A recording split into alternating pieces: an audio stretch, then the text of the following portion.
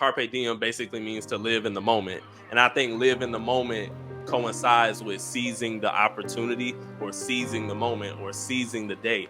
You have to make it yours. And once you make it yours, nobody can fuck with it. Period. If God has it for you, it is for you. You have to do your part though, and you have to take the opportunity that comes to you. If you've done the work, if you've been studying for it, if you've really like become a maven at making sure this is your craft and this is your purpose and this is what you feel like you should be doing, if an opportunity comes, take it.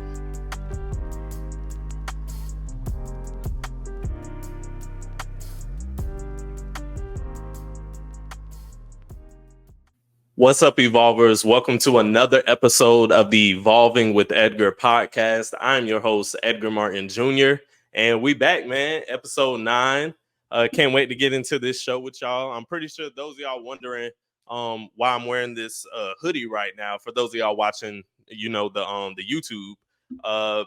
First off, it's raining, so I had to put this on because I had to get some groceries for dinner tonight while I'm working from home today. So I had to put this on because it's supposed to be raining all week. I know you're wondering, like, it's the middle of June. Why the hell does he have this hoodie on? It's hot. It is hot, and it's weird too. It's kind of like that weird. It's that weird warm and rainy weather.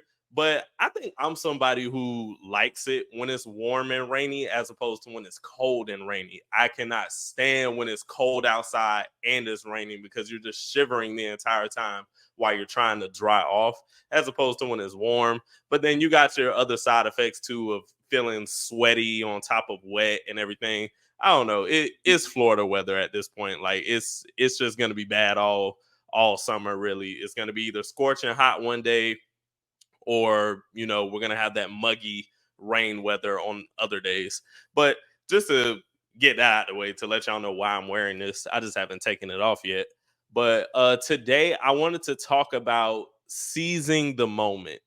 And the reason I wanted to talk about this is because I want to say, 2 nights ago now, I had Denisha watch Leave the World Behind on Netflix. That was her first time watching it a couple of days ago, and she liked it. She really liked it. I told her I gave the movie honestly like a 7 out of 10. Like it wasn't the perfect movie, but it wasn't terrible either. It was good enough to watch. I liked the plot of it. What we both did. We both liked the plot. We both liked the ending message. We liked how it played on the conspiracy theories and all of that of what if the government just shuts down and all that type of stuff. So we liked it from that aspect. So I gave it a 7 out of 10. It was an average movie, not necessarily something I would just run to watch again. The only reason I watched it again is because I wanted her to see it. But the reason that movie connects to the message today of seizing the moment, I can't remember the character's name, but it was the daughter in the movie, and she was talking to her mom about it was a story about a man who, I guess, like had a conversation with God, and I think like the world was ending or something. Like I think the world was flooded, like it was during the flood or something.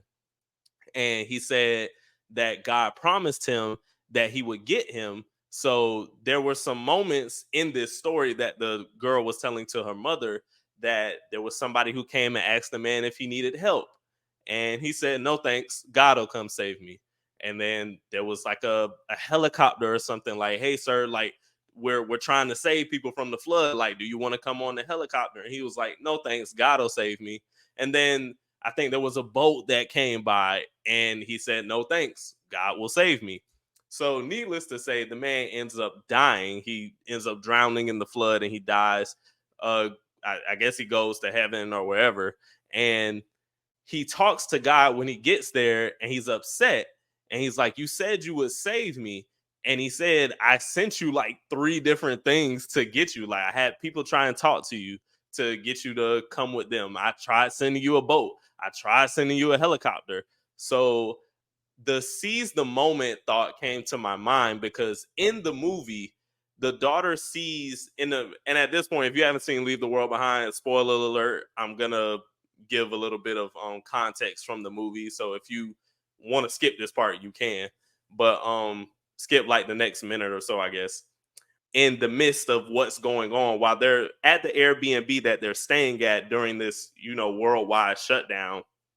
uh she sees this house in the corner of the woods, and she feels like it's a safe haven to go to in the midst of all the chaos that's going on, with the internet connection being down, with the interstate roads being blocked, with all the noise, that's like all the microwave noise emissions that are happening like every few hours. Like, she sees this house in the cut in the woods, and something inside of her is telling her, go to that house. If you go to that house, everything will be fine.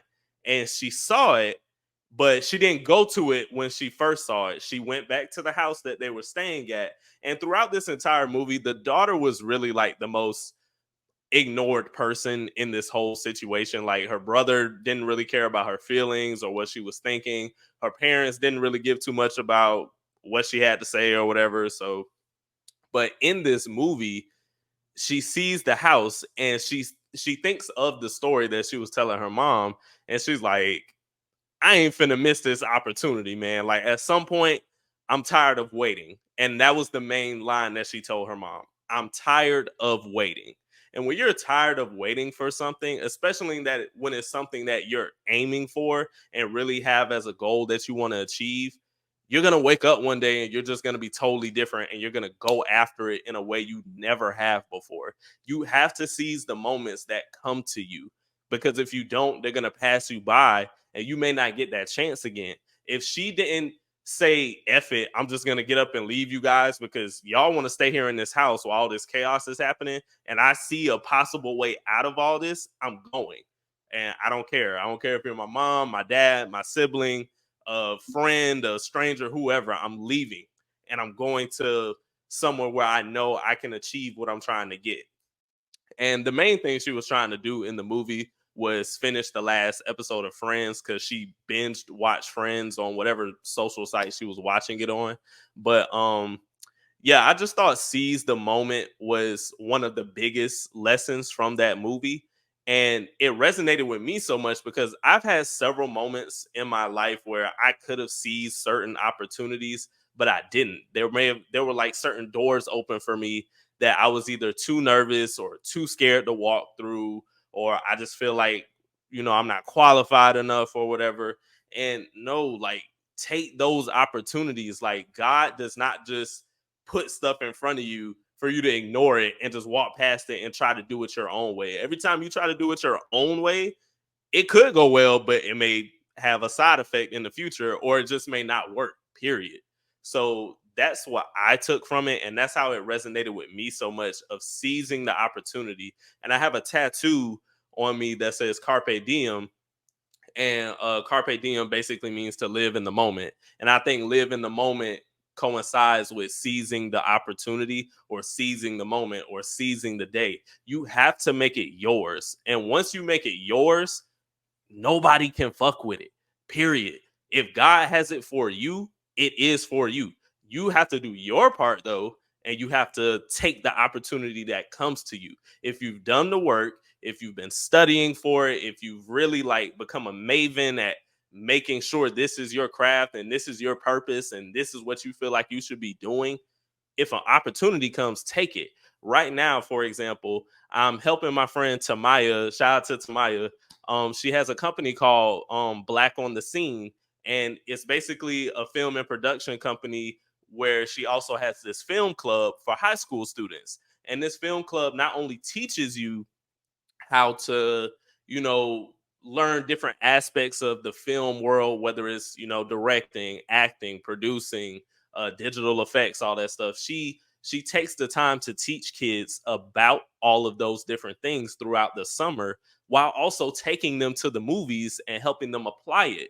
So, am I trying to necessarily be an actor? No, but guess what? I am on camera because I do YouTube.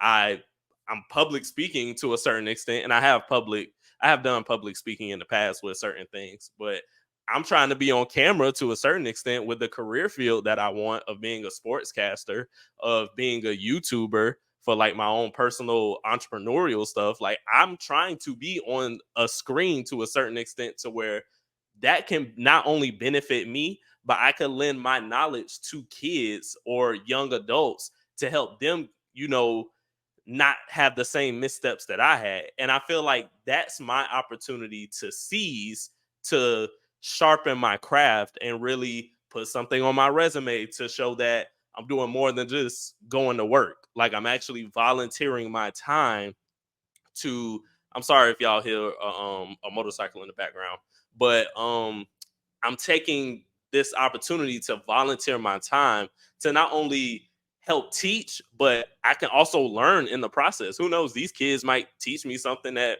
or help open my mind to something that I never thought I would have before, or make me see something in a totally different perspective. So seizing the moment is just very important to me at this point in life right now. I feel like, especially when you get in those ruts to where Monday through Friday, just it goes like an open revolving door. It's like, damn, it's Friday again. Damn, it's Wednesday again. Damn, it's Monday again. Like weeks go by and by so fast to where opportunities and moments just pass you by again and again. And you don't even know it because you're just so caught up in the regular day to day of everything.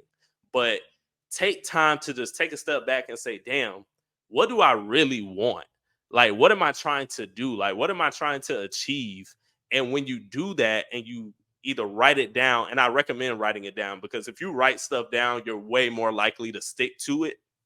So, whatever you write down that you want, that you're aspiring for, that you just been putting off to the side for a minute, it could be a job that you want to apply for that let's just be honest, you may or may not even be qualified for it, but you know it's something you want to apply for and you keep having this gut feeling like you should apply for that job, or you want to move to this area, but you're not really sure because you ain't got no friends out there, no family out there. You don't know what it's gonna be like being by yourself.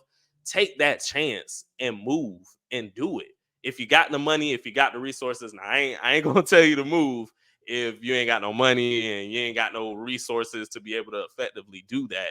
But if you have the opportunity to live somewhere that you want to live, that can not only be helpful to you in just a sense of like where you're staying at, but it could lead to career or entrepreneurial opportunities or organizational opportunities. Take that chance, or just the benefit of traveling. Like, take those opportunities while you can. Like, I'm 26, about to be 27 in September.